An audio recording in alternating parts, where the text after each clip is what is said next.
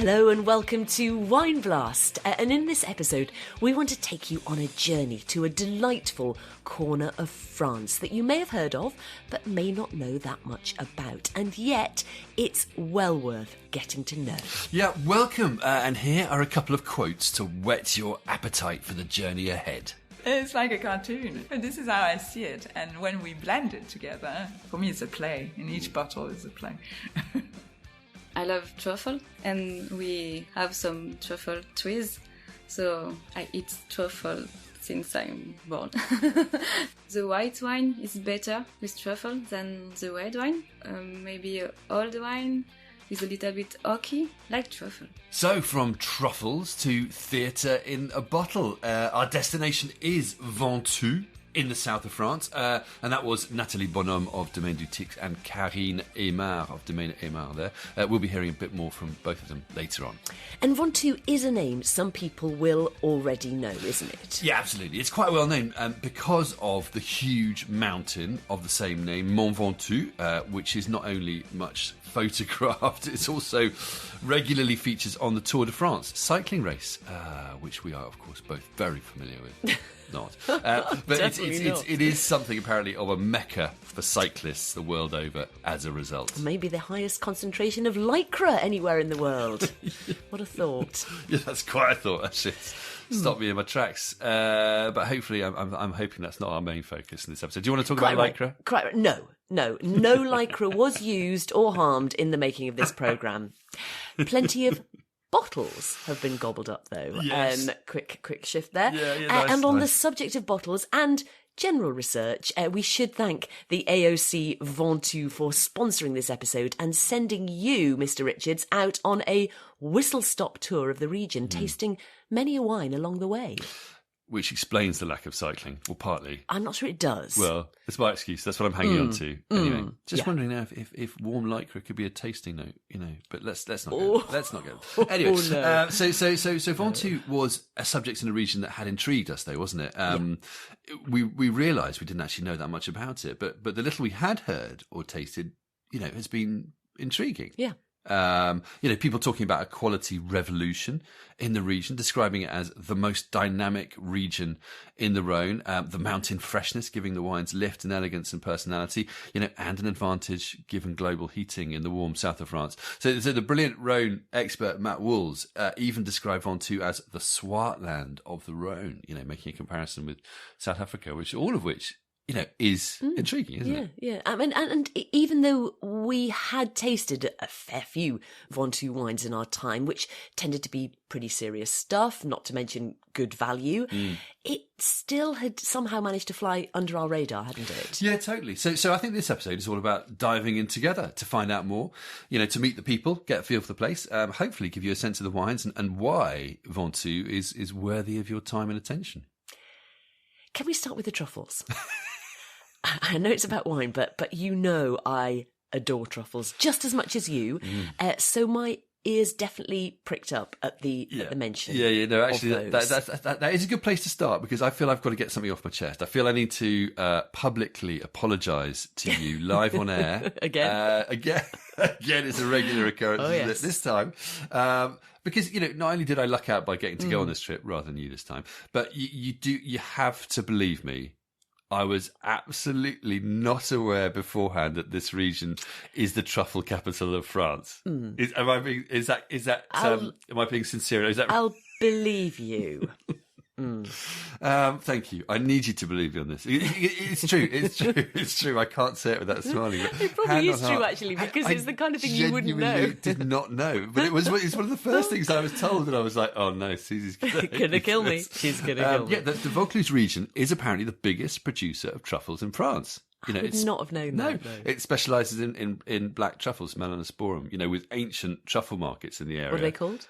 Melanosporum. I don't know if I'm pronouncing that right, but it's a specific kind of truffle. And there is, these ancient truffle markets there. I suppose it makes sense because it's just over the border from Piedmont and North Italy, in that sort of area. But anyway, that's true. And of course, this did also mean I had to endure many a truffle stuffed meal. Do you have to? During my trip.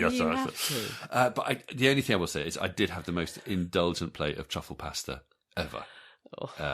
for which I need to thank Serge of Chez Serge in Carpentras, which is a really good tip if you're a truffle fan. Okay, so listen, I'm going to stop you there. Stop, because I'm not just green with envy, but also because you have started to touch on geography here, and I'm already feeling in need of not only truffles but some context to set the scene. So let's start with where we are in France. You've mentioned Vaucluse, but how does Ventoux fit into that? Good point. Okay, deep breath. So we're in the southeast of France. Ventoux is between Lyon and Marseille, towards the bottom of the Rhône Valley, but towards the east where the mountains start to rise. I guess towards what are ultimately the Alps. In wine terms, it's a short distance east of Châteauneuf-du-Pape. And to the north of Provence. And so where does Vaucluse come into this? Yeah. Okay, so it's difficult, isn't it? Ventoux, Vaucluse can be confusing. So Vaucluse is the wider political region, the department, département, and Ventoux sits within that. Okay.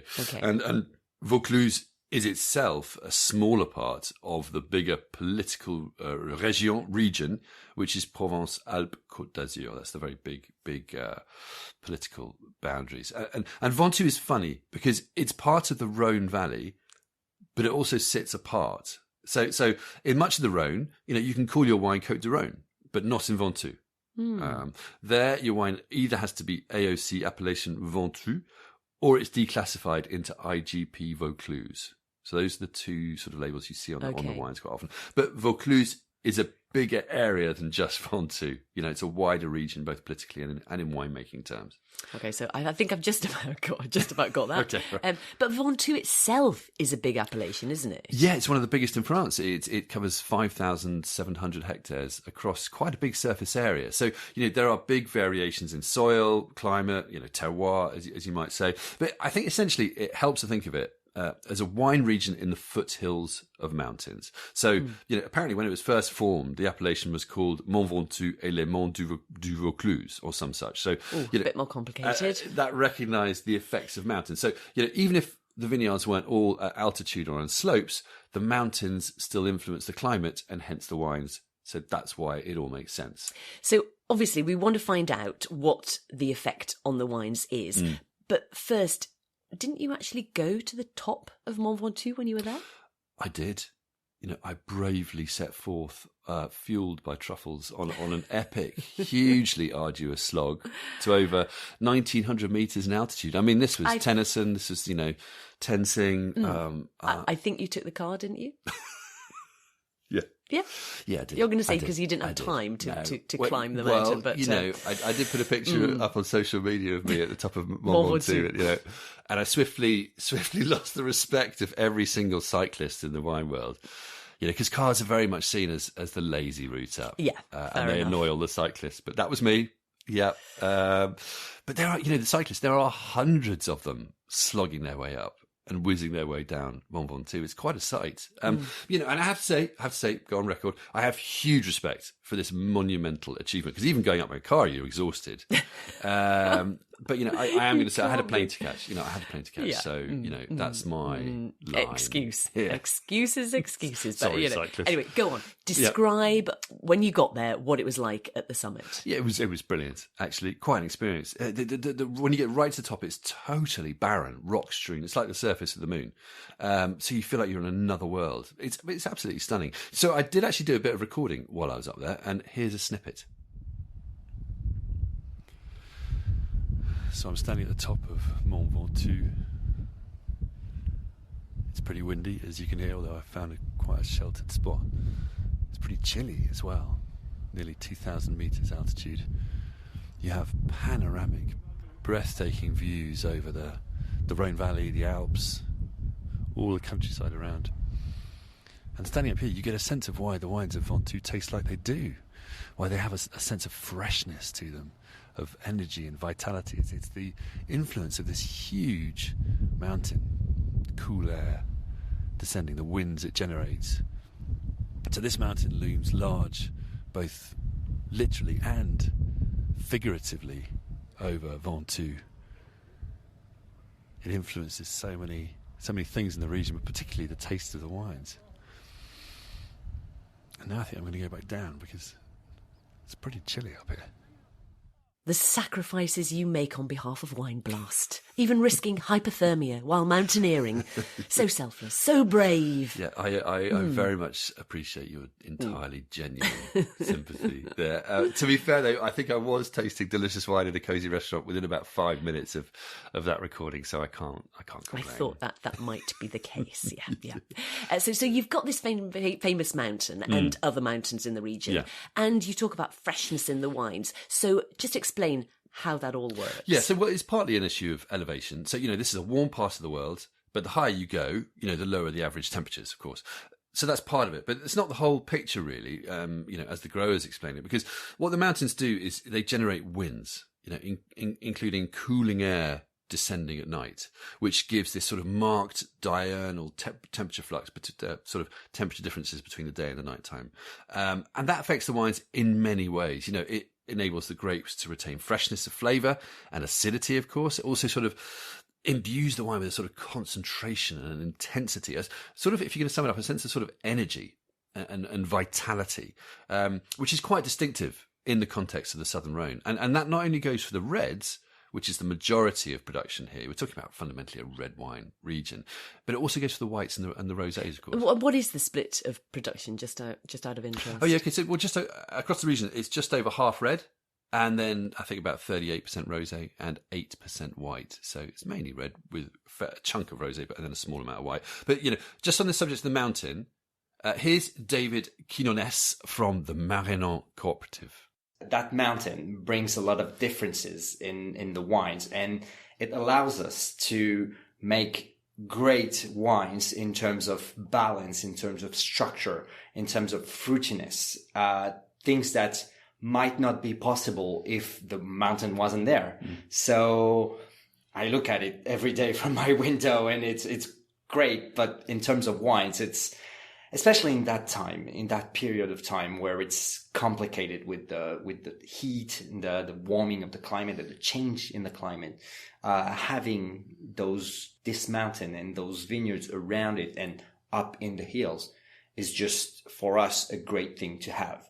So that gives you freshness in the wines. Yes, definitely. Something that is very, very important now, especially in reds. Whites and rosé as well. It's true that we need to have some freshness in any wines, but the region produces mostly red wines, and we need to have that freshness. Yeah. And that mountain, that region allows us to have that. So that's great. So this mountain freshness is definitely a recurring theme from the producers. But in terms of the wines, we're not talking lean, acidic, cool climate styles, are we? Yeah, absolutely not. It's all relative, isn't it? So, yeah, absolutely. This is a warm area. It's warm climate viticulture.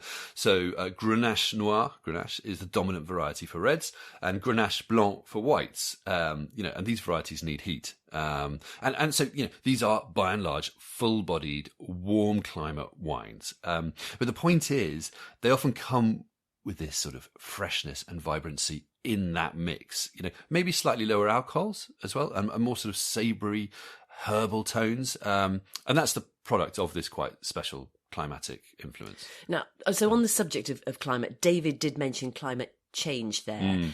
I guess this is particularly relevant to Ventoux, given the climate is warming up alarmingly in some of the hotter wine regions of the world, the south of France included. Yeah. And producers are looking for ways to adapt or mitigate the heat. Yeah. Climate change was a big topic of discussion while I was there. I mean, as it is everywhere in the wine world, as you know. And it's a tricky one. On one level, global warming has actually helped Ventoux, because before, the grapes, as far as I understand it, didn't always ripen perfectly because of this sort of altitude and mountain influence. So the wines weren't always the most convincing. Now, that's less of a problem. And as other areas heat up, Ventoux has this cooling influence to protect or sort of insulate it slightly from global warming. David described Ventoux as a wine for the next century, which I thought was quite a nice sort of phrase, and partly because of the styles they're making, but also because it's in a good position vis-a-vis climate change. But climate change isn't just about linear heating, is it? You know, it's also about unpredictable extreme weather events, and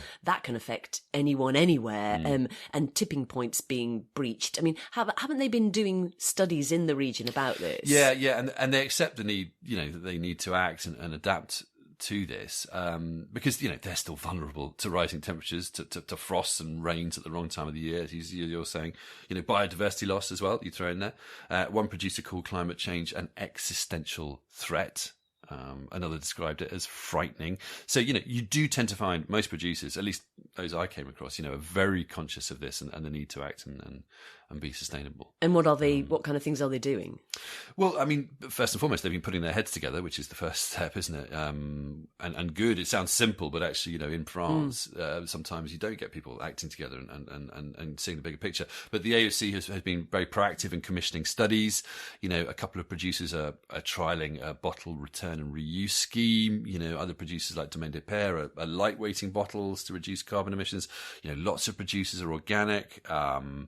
They're also looking at alternative grape varieties and ways of farming them. Okay, so interesting. But I'm just going to stop you there again, because you mentioned grape varieties, about alternative grape varieties, and we haven't really explored the classic or traditional grape varieties from the region and the styles of wine they make. So should we talk a bit about that? Yeah, absolutely. And I should add, we've got a couple of glasses here on the go, haven't we? Which we have indeed. Which we will probably come on to at the end. But classic examples of Ventoux wines, because that's what this is all about, isn't it? The wines, the liquids in our glasses. Couldn't agree more.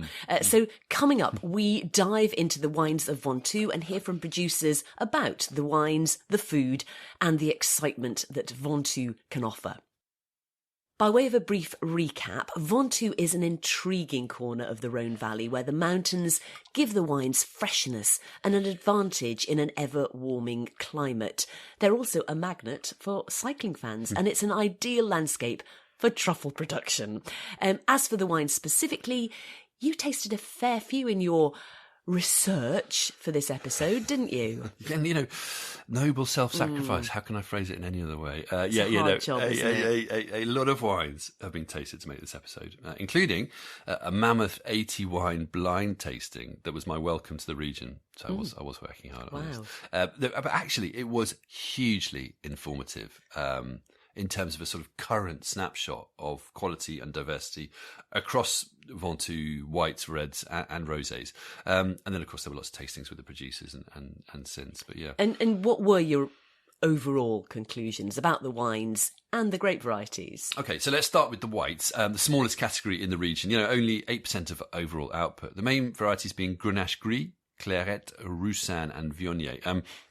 They tend to be lowish acidity, fairly fleshy, but still with that sense of energy and tension. Often, actually, from a slightly sort of pithy phenolic character rather than from acidity per se. Generally with some warming spice from the alcohol.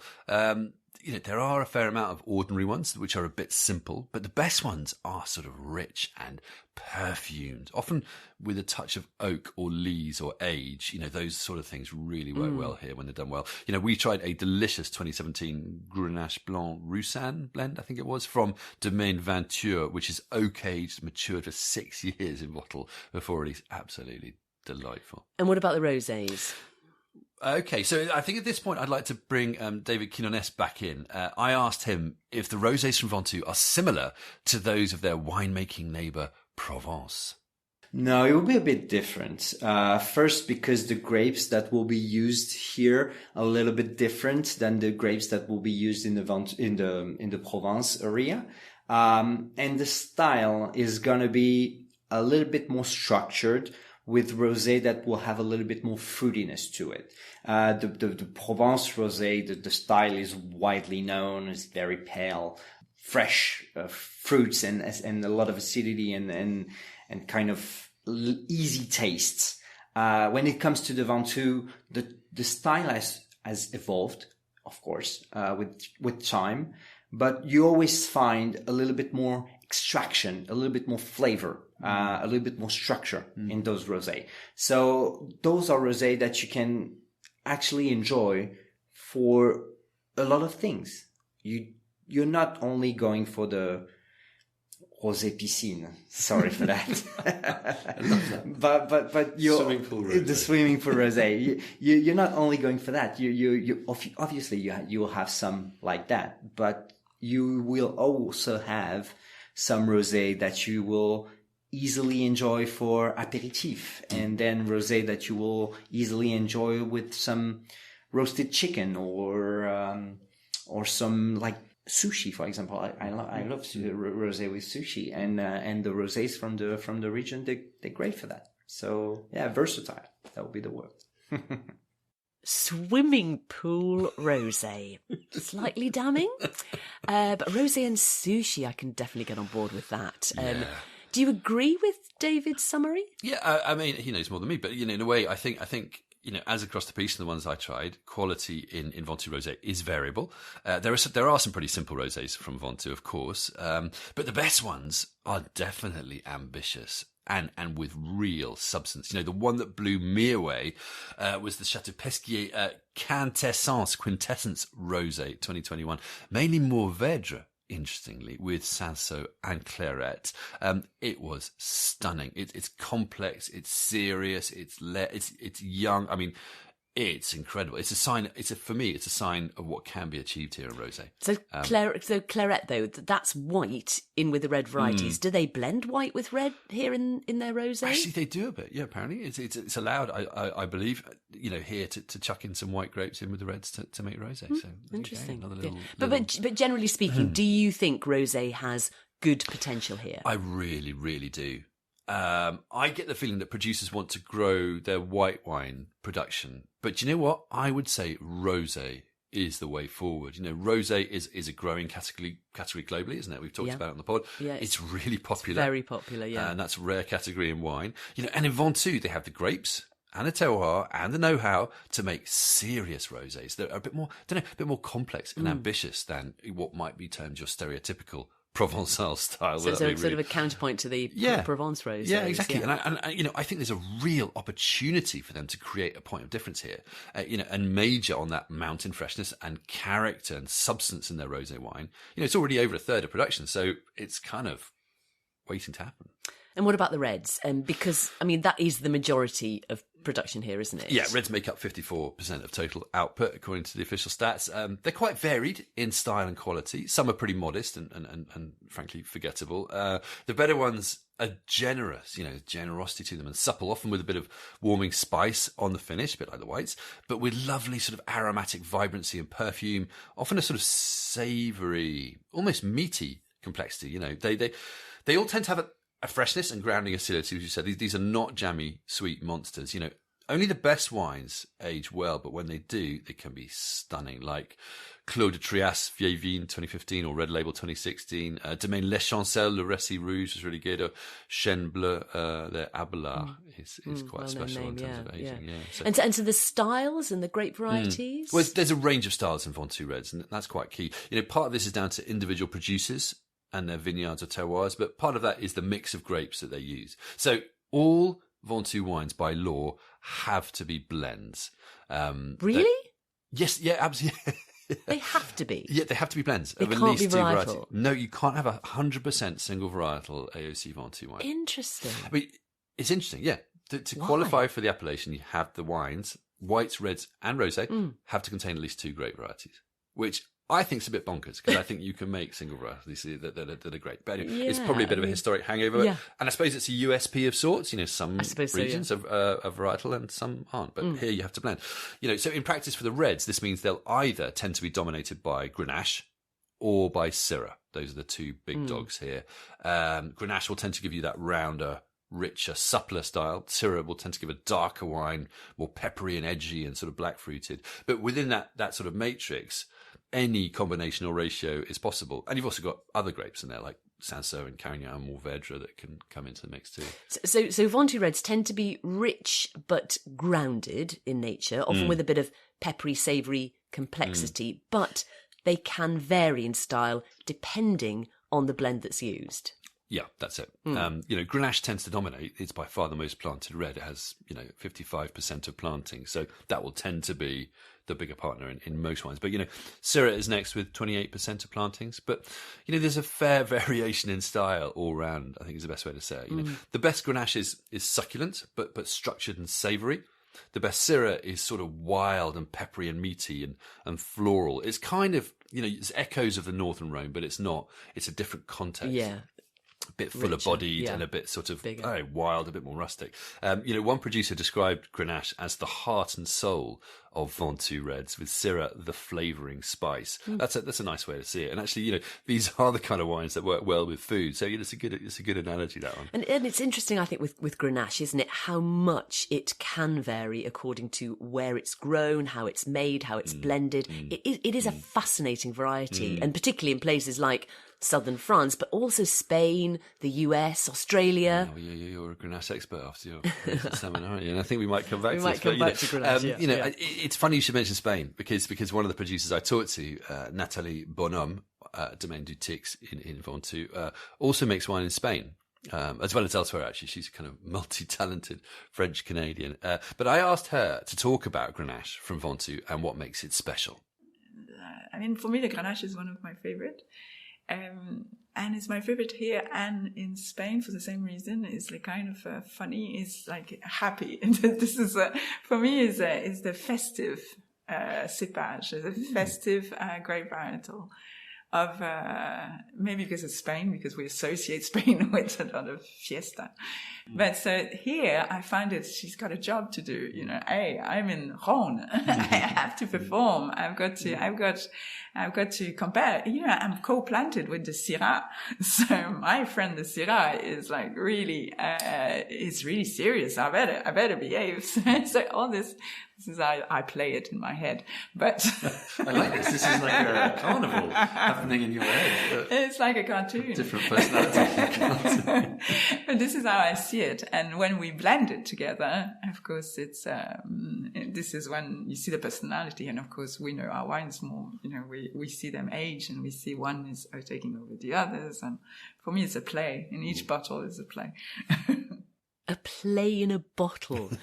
That is such a lovely way of seeing it, with the different characters of the Grenache and Syrah and changing over time too. Yeah, and it's a shifting picture in the region as well when it comes to varieties. So I visited James King at Chateau Unang. He's originally from Scotland, but he bought a beautiful Ventoux estate in 2001. He told me he'd originally come here for the Grenache because, as he said, you can get that freshness in the region to balance its natural richness. But he's increasingly struggling with the very high alcohol levels that Grenache is giving, he told me. So now he's planting Cinsault. And the great surprise, in his words, has been how well it can not only blend with Grenache, but also stand on its own. I asked him why. Because it's got freshness and elegance, and can cope with the ever warming climate that we have. The changes that I've seen in the 20 years I've been here have been nuts. And the evolution is not going to be linear from here, but I think it is imaginable that it's going to get yet warmer. And so, we're varieties that have worked well in Northern Africa. There's a lot in their favour. Describe to me, as if it were a tasting note, the perfect Ventoux Cinsault in a glass. I've yet to have it. The colour is just bringing huge vibrancy, and then on the palate, it is fizzing, not in the bubbly sense, but there's so much lighter weight excitement, but intensity. It can have intensity under the right conditions, and that's what we want. Everyone knows that it can be elegant and soft and supple, but it needs to have that something to grip your attention as well. You mentioned the word joy when we were tasting earlier. Well, I mean, if it brings that, then everyone's a winner. Cinsault, of course, was a variety planted very widely by the French in North Africa. Yeah. So you'd been tasting his Cinsault. Yeah, that's right. Yeah, he isn't makes it? a Cinsault that's so beautifully bright and juicy and fun, but with some real substance too. And he described it as joyful when we tasted it together. But this was a recurrent theme, in my chats and tastings. A lot of love for Cinsault. And I think this could be a star of the future in Ventoux. You heard it here first. There we go. The accent in the region is on freshness and fun anyway, isn't it? So it sort of ties in. I was seriously impressed with the Cinsauts that I tried, and Cinsault blends as well. One of those was Les Grappes 2022 by Domaine Aymar, and I asked Karine Aymar about grape varieties too. We use Grenache, Syrah, Mourvèdre, Cinsault, and I really like Cinsault. The grapes are beautiful and taste very good. And I like the Cinsault. It's very. We have a lot of complexity in the Cinsault. Yeah, it's like the south of France for the wine, but in the same time, you don't really know where you are because it's very fresh. So you have a freshness to the wines. Yeah, and because I think the berries are bigger than Grenache or Mourvèdre, so we have more juice, and so because of the climate change, it is a very interesting grape varieties. Hasn't Cinsault tended to be used historically for rosé? Absolutely. In the region? Yeah, in Ventoux and beyond. But, I think producers are realising its potential for reds as well. And there are some pretty old Cinsault vines around. So Domaine de Fondrèche have 50-year-old Cinsault vines that used to be used for rosé, now going into reds too. I asked Simon Choupi from Fondrèche why.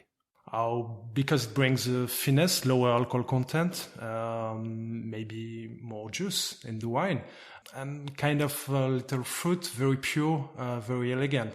It will bring maybe more balanced, of course, more acidity into the wine, so more freshness, and that's what we need for the future. So do you think it's fair to say you're re-evaluating Cinsault in that context?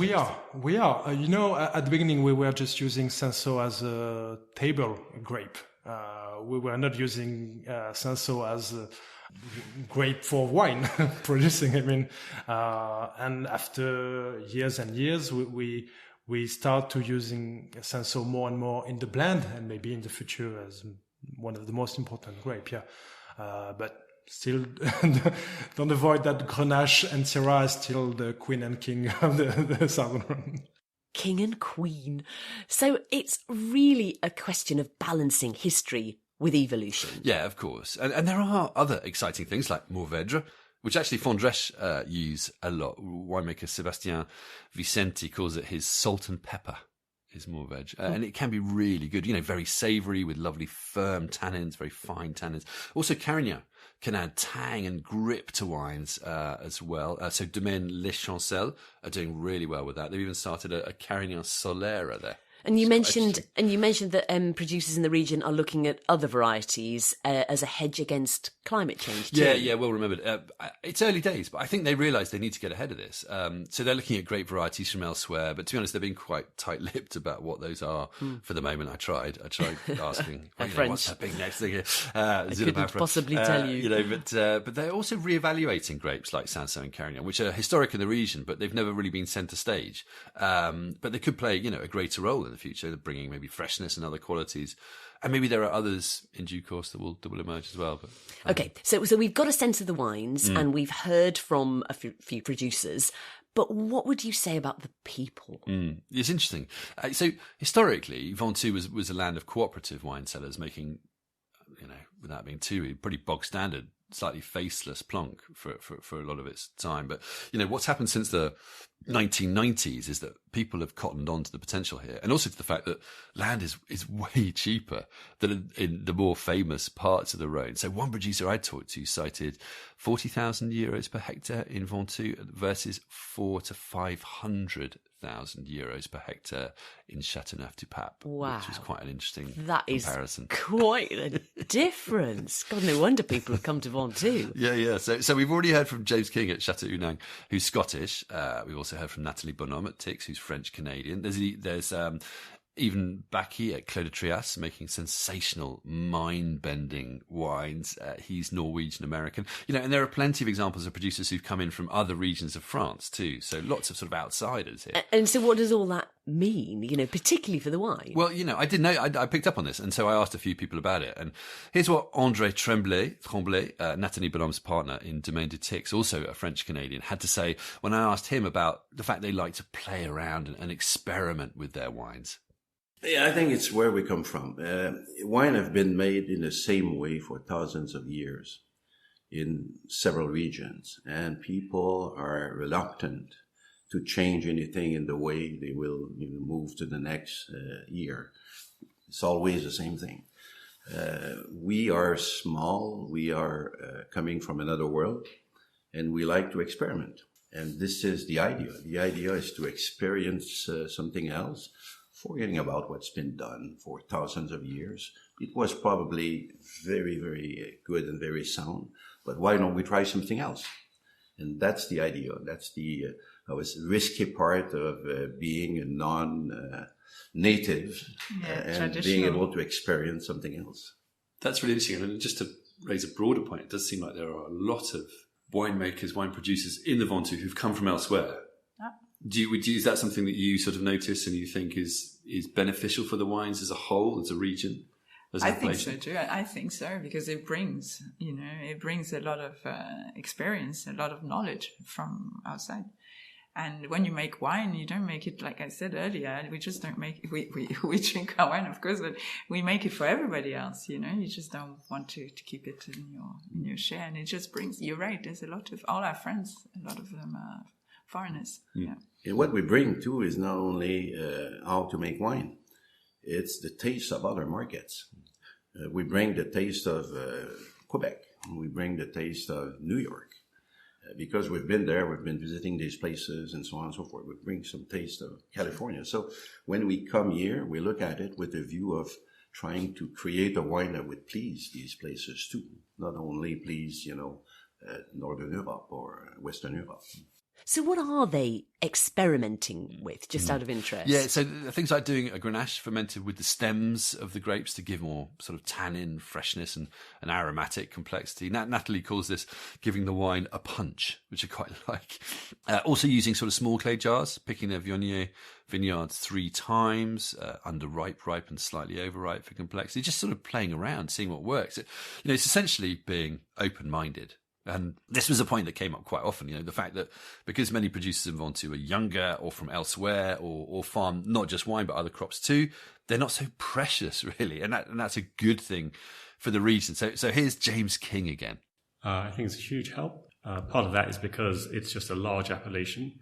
The costs of entry are limited compared to others, so there's easier access. And when I'm talking about people from outside the area, I include people from other areas of France as well who are coming here and doing their thing and bringing fresh ideas, and that everyone can benefit from that.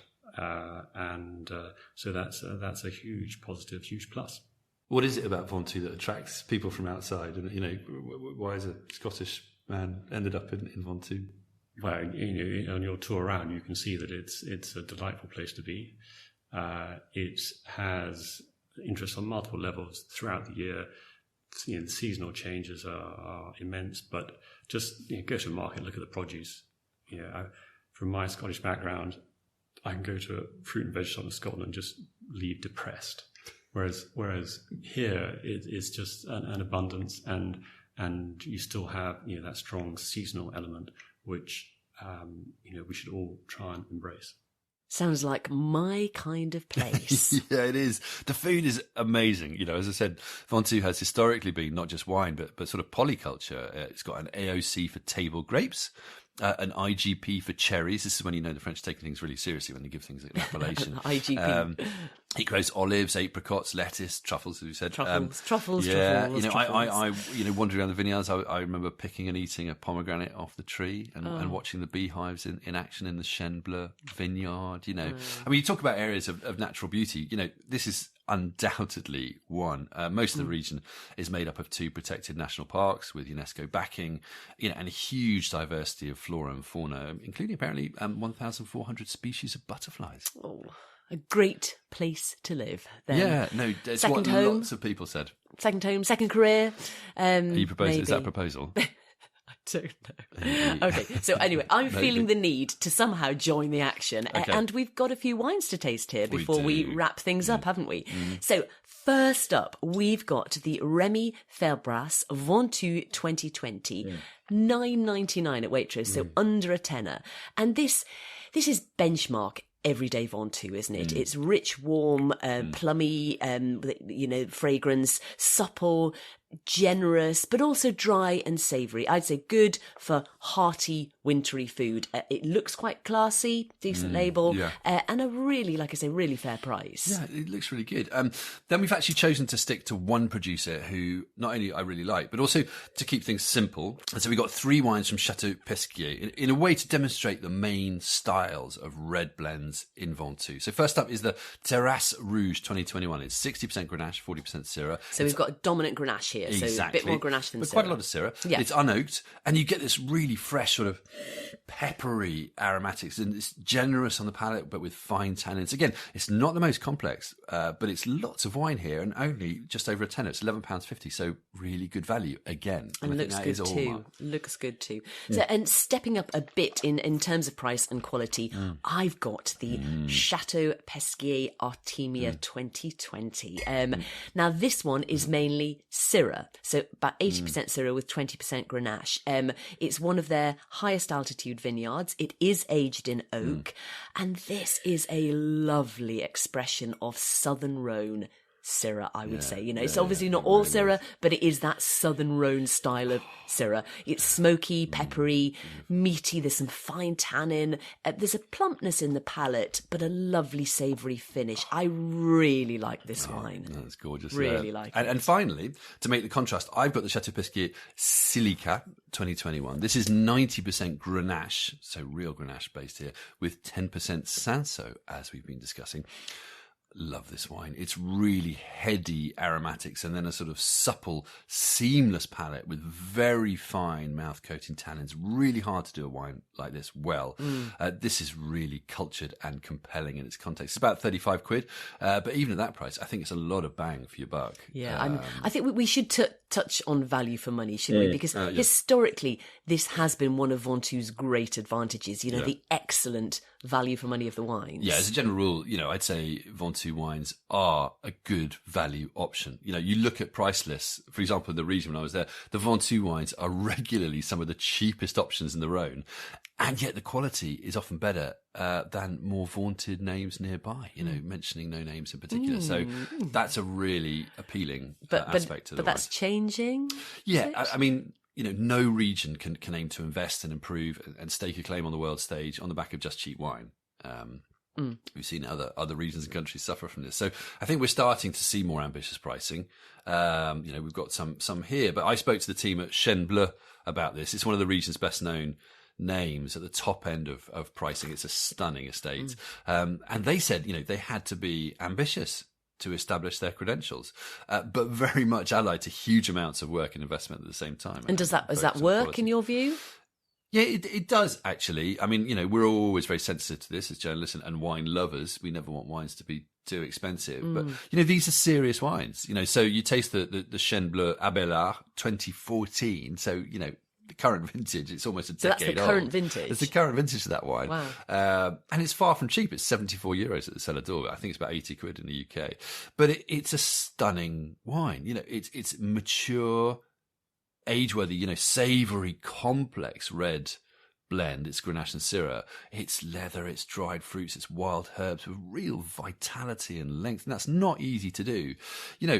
There are famous French wines from not far away that are more expensive and less good. Let's put it that way. And that means you think, actually, we should take this seriously. So one last question. I know we've talked, as everybody knows, we've talked about truffles and food in a general sense. But I think you got some specific recommendations from producers. Yeah, didn't you? I did. I'd say, just to end on a sort of fun note, I did ask the producers what their favourite local food and wine match was.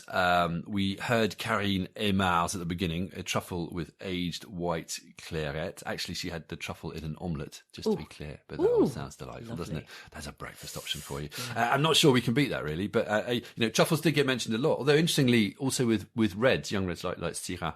So there you go. But anyway, we also had local whites with Thai green curry, Syrah with beetroot, and I did try that, it did work. Grenache with pigeon, those are all from James at Unang. White asparagus with Viognier, that was Natalie and Andre at Tix. And caramelised lamb with Ventoux red, and that was David. Okay, so I think that's a good place to wrap things up. By way of summary, Ventoux is a big wine appellation with a big mountain, which gives the wines freshness and intensity. Historically, Ventoux was a land of simple, mass-produced wine. Now, a new breed of ambitious, open-minded, smaller producers, often from elsewhere, are revolutionising the wines, promoting sustainability and making this a region to discover. Cheers to that. Our thanks to AOC Ventoux and all the producers for their time and hospitality. Also to Sapexa Hopscotch for their support, and Flint and Waitrose for filling our glasses so deliciously today. We'll put a full list of recommended wines and producers on our site. Also plenty of photos and some other interesting things, including a brilliant map. So do check that out. Meantime, thanks to you for listening. And until next time, cheers.